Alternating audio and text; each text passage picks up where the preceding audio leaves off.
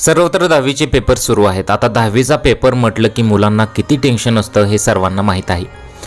जर आपल्याच वडिलांनी मुलाला जर कॉपी पुरवली तर या संबंधित एक व्हिडिओ व्हायरल होतोय। चॅनलवरती नवीन असाल तर MM मराठी न्यूजला जरूर सबस्क्राइब करा।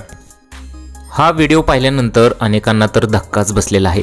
या व्हायरल व्हिडिओमध्ये तुम्ही पाहू शकता की मुलाचे वडील दिसत आहेत आणि त्यांनी इथं मुलाला कॉपी पुरवण्यासाठी जो जुगाड केलेला आहे तो पाहून अनेक लोक थक्कच झालेले आहेत। या वडिलांनी काठीला काठी बांधलेली आहे, त्यानंतर काठीच्या एकदम टोकाला कॉपी लावलेली आहे।